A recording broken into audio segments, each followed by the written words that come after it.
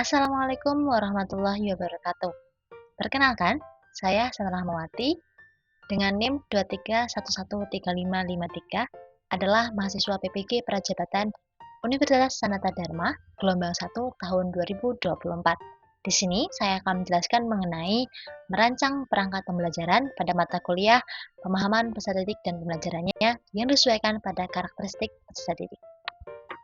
Selanjutnya adalah mengenai identitas modul yang saya rancang. Dengan penyusun saya sendiri, Sandra Rahmawati. Kemudian untuk instansinya adalah SD Negeri Peloso pada tahun penyusunan 2024 jenjang sekolah dasar pada mata pelajaran matematika fase A kelas 1 dengan materi bilangan besar. Dengan alokasi waktu yaitu 4 JP atau 4 kali 35 menit dalam satu pembelajarannya. Selanjutnya adalah mengenai topik atau materi pada pembelajaran yang saya pilih. Di mana di sini saya memilih bab 14 bilangan besar yang membahas mengenai bilangan sampai 100 dengan capaian pembelajaran fase A berdasarkan elemen bilangan, yaitu pada akhir fase A, peserta didik di sini dapat menunjukkan pemahaman dan memiliki intuisi bilangan atau number sense pada bilangan cacah sampai 100, kemudian dapat membaca, menulis, menentukan nilai tempat, membandingkan, mengurutkan, serta melakukan komposisi atau menyusun dan dekomposisi atau mengurai bilangan. Selanjutnya mengenai rumusan tujuan pembelajaran pada rancangan pembelajaran saya kali ini. Di sini pada materi bilangan besar saya merumuskan tujuan pembelajarannya ada 6. Yang pertama, melalui kegiatan membaca kartu bilangan, peserta didik dapat membedakan nilai satuan dan puluhan dengan tepat, di mana pada kata kerja operasional membedakan di sini masuk dalam level ranah kognitif C2. Yang kedua, melalui permainan kartu bilangan, peserta didik dapat menentukan nilai tempat bilangan satuan dan puluhan dengan tepat. Di sini masuk dalam level ranah kognitif C3. Nomor 3, melalui permainan ular tangga bilangan, peserta didik dapat mengaitkan nilai tempat bilangan puluhan satuan dan penggunaan operasi hitungnya menggunakan bahasa matematis dengan tepat. Di sini, pada kata kerja mengaitkan masuk dalam level ranah kognitif C4. Yang keempat, peserta didik dapat memecahkan operasi hitung campuran pada bilangan yang memuat dua angka dengan tepat, masuk dalam level ranah kognitif C4. Yang kelima, peserta didik dapat memecahkan operasi hitung 20-100 melalui soal cerita dengan tepat, di sini masuk dalam level ranah kognitif C4. Dan yang keenam, melalui kegiatan diskusi dan penugasan LKPD, peserta didik dapat mengerjakan soal-soal pada LKPD dengan tuntas. Pada kata kerja mengerjakan soal-soal LKPD, di sini masuk dalam ranah keterampilan P3.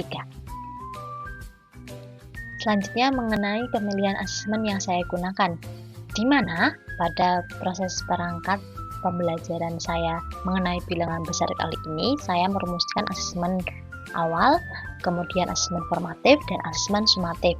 Pada asesmen awal ini, saya merancang asesmen diagnostik non-kognitif dan kognitif. Yang kedua, ada asesmen formatif untuk penilaian sikap, pengetahuan, dan keterampilan.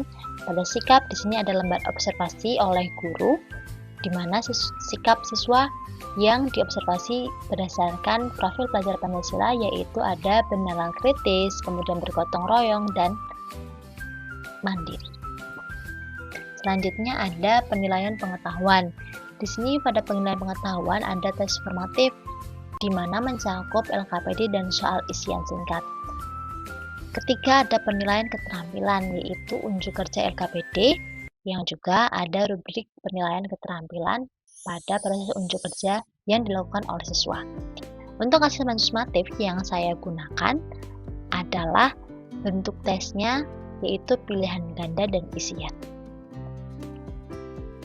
Selanjutnya mengenai model dan metode pembelajaran yang saya pilih pada rancangan pembelajaran kali ini.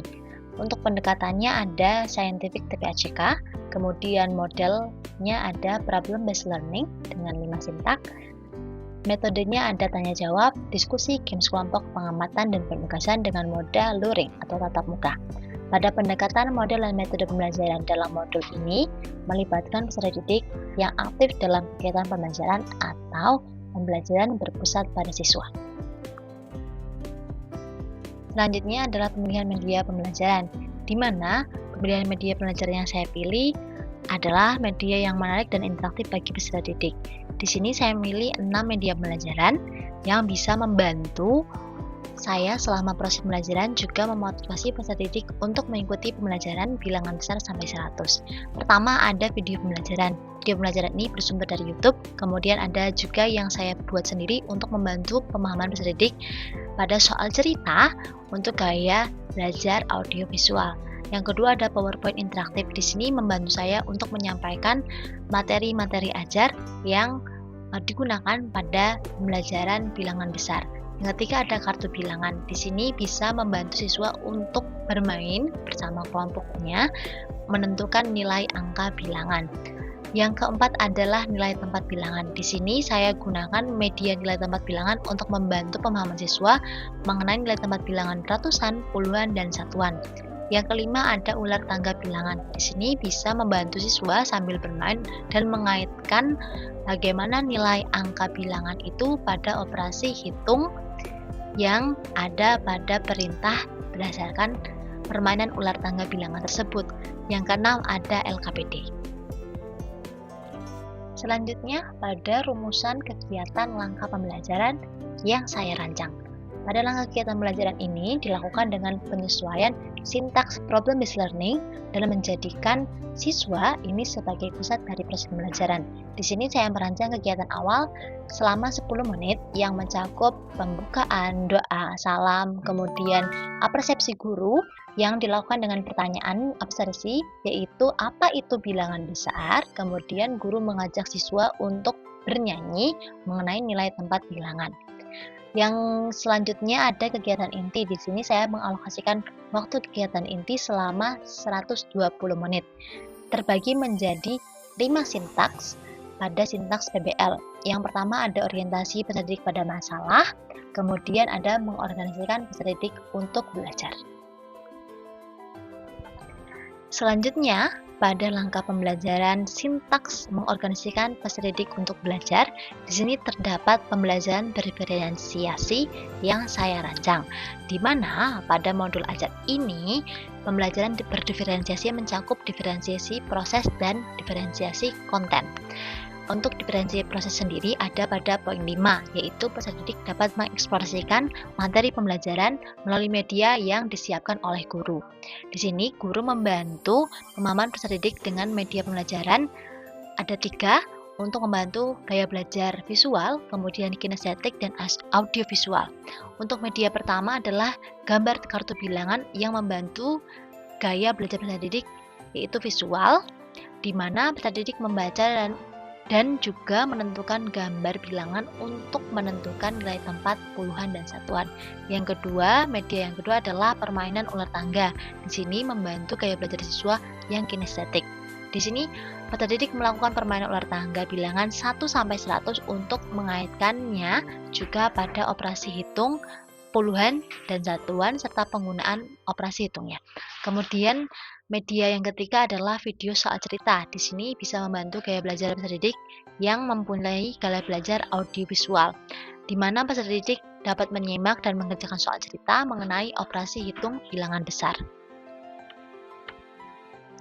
Selanjutnya mengenai diferensiasi konten. Di sini diferensiasi konten ada pada poin ke-7, yaitu peserta didik dapat dibagi menjadi 3 kelompok berdasarkan tingkat pemahamannya. Nah, di sini juga saya menerapkan bagaimana teaching at the right level sesuai dengan proses pemahaman mereka. Di sini dibagi menjadi 3 kelompok, yaitu paham, paham sebagian, dan belum paham. Untuk paham, di sini peserta didik dapat menentukan nilai tempat bilangan dari 21 sampai 100, belum atau paham sebagian, yaitu menentukan nilai tempat bilangan dari 21 sampai 75, dan belum paham untuk menentukan nilai tempat bilangan dari 21 sampai 45. Pada rumusan langkah pembelajaran yang selanjutnya, pada sintaks selanjutnya, pembelajaran ini difokuskan pada kompetensi 4C, yaitu critical thinking, creative thinking, kolaboratif, dan komunikatif. Di sini, kompetensi 4C ini penting untuk dalam era digital saat ini, di mana kompetensi ini juga meliputi kemampuan untuk berpikir kritis, kemudian berpikir kreatif, bekerja sama dengan orang lain, dan berkomunikasi dengan orang lain. Di sini bisa membantu peserta didik dalam menghadapi era digital. Selanjutnya mengenai lembar refleksi peserta didik. Di sini saya merumuskan lembar refleksi peserta didik yang digunakan adalah TAG atau Tell, Ask, and Give. Di mana TAG ini adalah salah satu metode memberikan dan menggali umpan balik baik dari murid, orang tua, ataupun sasaran lainnya. Nah, pada proses lembar peserta didik ini, untuk Tell-nya sendiri, saya kembangkan pertanyaannya menjadi apa yang aku sukai dari pembelajaran hari ini. Kemudian As-nya yaitu apa yang bisa atau apa yang menjadi pertanyaan dari peserta didik pada proses pembelajaran pada kali ini. Kemudian untuk give-nya adalah ayo beri saran pada guru ataupun teman lain saat proses pembelajaran yang dilakukan. Di sini juga saya merumuskan bagaimana perasaanku sebagai peserta didik pada pembelajaran kali ini. Nah, di sini setiap peserta didik perlu memberikan umpan balik yang memuat 3 hal. Tadi, Tell untuk menyampaikan, Ask untuk bertanya, dan Give untuk memberikan sesuatu atau memberikan saran ataupun memberikan hal-hal yang ada dalam pikiran peserta didik itu sendiri. Selanjutnya untuk refleksi pendidik.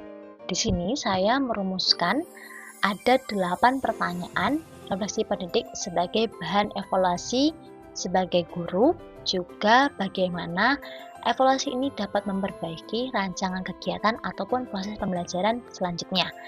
Memuat 8 poin. Poin pertama yaitu apakah peserta didik aktif dan dapat mengikuti pembelajaran dengan baik. Poin kedua adalah apa yang ingin saya ubah untuk meningkatkan atau memperbaiki pelaksanaan atau hasil pembelajaran. Yang ketiga, kapan atau pada bagian mana saya sebagai guru merasa kreatif ketika mengajar dan mengapa. Yang keempat, pada momen apa peserta didik menemui kesulitan saat mengerjakan tugas mereka. Yang kelima, bagaimana mereka mengatasi masalah tersebut dan apa peran saya pada saat itu. Yang keenam, apakah keseluruhan peserta didik sudah mencapai tujuan pembelajaran yang dirancang atau yang dirumuskan pada proses pembelajaran pada kali ini. Yang ketujuh, apa saja kesulitan yang dihadapi peserta didik yang belum mencapai tujuan pembelajaran. Dan yang terakhir, upaya atau alternatif apa yang bisa dilakukan dalam menuntaskan peserta didik yang belum mencapai tujuan pembelajaran. Di mana pada proses refleksi ini diharapkan bisa menjadi saran atau masukan saya untuk memperbaiki pada proses pembelajaran selanjutnya. Sekian yang bisa saya sampaikan dan bisa saya jelaskan mengenai merancang perangkat pembelajaran pada mata kuliah pemahaman peserta didik dan pembelajarannya yang disesuaikan dengan karakteristik peserta didik. Kurang dan lebihnya saya mohon maaf. Jika ada masukan dan saran silahkan bisa disampaikan. Saya pamit undur diri. Assalamualaikum warahmatullahi wabarakatuh.